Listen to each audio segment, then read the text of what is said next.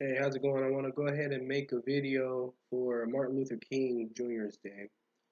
Um, Pretty much it's a federal holiday that we celebrate every third Monday of January. And I mean, his birthday is basically January the 15th, but it's in memory of Martin Luther King Jr. We're going to make it real quick, real simple. I was a little bit bothered, and I'm probably going to talk to my son's school or the Spring Branch administration about this. But nothing was taught to these kids about Martin Luther King Jr. and his accomplishments, or how he helped so much in the civil rights movement. I mean, so the kids have the day off of school, but yet and still nothing at all was said in regards to all of his help in the civil rights movement. So I'm gonna make a list, read it off real quick of his accomplishments, and I'll leave a link below in the descriptions. But I think this is very important to talk about and to make a video about. So number one, he led the Montgomery bus boycott.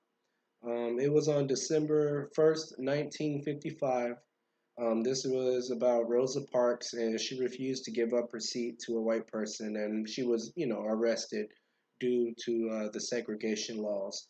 So, in response, Martin Luther King, he led this boycott, and it lasted about 385 days. So, yeah, at this time, he was arrested. His home was bombed, and he went through personal abuse and threats. So nothing really new if you think about what's been going on currently in society. Number two, King was the first president of what's called the Southern Christian Leadership Conference. I believe it was founded in 1957, and he was the president of this movement all the way to his assassination in 1968. So you can see the type of flack that you face, and it could possibly be to this day, but you can see the kind of flack that Mr. King Jr. had faced just for trying to do the right thing. He led the Birmingham campaign. So, till the 1960s, Birmingham was one of the most racially divided cities in U.S. black citizens, in the U.S., and black citizens faced discrimination both legally and culturally. So, some could say that black citizens face discrimination in a manner of it being culturally. If you look at what the mainstream media loves to push out as their projected stereotypes of the black population. And this is just my personal opinion. I'm always open to, to talk with other people, discuss different points of view. But based off of what I see, I don't see a lot of positive stereotypes out there for the black community, and I see a lack of conservative values being presented, especially towards the black community. It's a red flag at this point. So, going back to that, he led the Birmingham campaign. Um, And let's see, it was in 1963. It recruited young students and even children, and it gained nationwide attention. And that's when they basically used high pressure water hoses and attack dogs, and they were attacking the protesters. So, number four, He was instrumental in organizing the Great March on Washington. Um, so that's when he represented the what was it, the Southern Christian Leadership Committee. Let me check real quick. No, the Southern Christian Leadership Conference,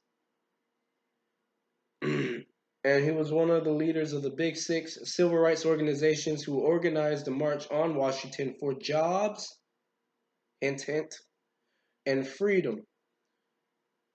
So the march took place in Washington, D.C. on August 28th, 1963, and it was a resounding success with over 250,000 participants. It motivated other marches and laid the stepping stone to the passage of the Civil Rights Act. Number 5, his speech intensifies the civil rights movement. So that's when he gave his famous speech I Have a Dream. And he did it on the steps of the Lincoln Memorial to the gathering of 250,000 people. Number 6, King was the magazine's Man of the Year in 1963. So that in and of itself is pretty important to know. Number 7, he was behind African Americans getting basic civil rights. It's kind of self-explanatory, but his efforts bore fruit when the Civil Rights Act of 1964 and the 1965 Voting Rights Act were passed, and most of these rights were enacted into law. Number 6, he became the youngest recipient of the Nobel Peace Prize. So that was on October the 14th on 1964. Number 9, he achieved success using nonviolent methods of protest. So he was inspired by Mahatma Gandhi's success with nonviolent activism. And I like this a lot because we see to have a lot of this activism with liberals and with Antifa, and it is mostly violent, incendiary, and vitriolic rhetoric used and targeted upon people to incite retaliation and violence. And this is where I can agree with Mahatma Gandhi's non-violent activism. Because there should be no reason to use those type of destructive means to meet an end. Number 10, Martin Luther King, he became a symbolic leader of African Americans. So from 1957 till his assassination, King traveled over 6 million miles and spoke over 2,500 times, appearing wherever there was injustice. He led many protests and wrote 5 books, and several articles. He was renowned worldwide as the symbolic leader of African Americans. So, with all of those things being put together, it kind of bothers me a little bit to where there was no education, and my son, he's in second grade, but there was no education whatsoever to these kids about the civil rights movement and um, what Martin Luther King Jr. did for the African American community.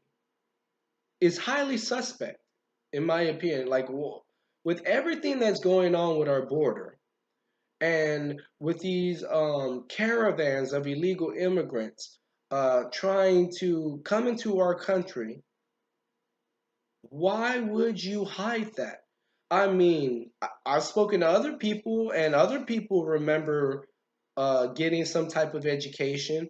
I mean, even with little kids, they might have gave you like a picture to color with Martin Luther King Jr. But there seems to be no education in regards to the civil rights movement. Not even his name was brought up. And that's what my son told me. So that's pretty much it with this video. Please hit the like, the subscribe, hit the what's it called, the bell button if you want notification, and I'll continue to make some more videos in the future. But with all that said, God bless you. You have a good day. See you again.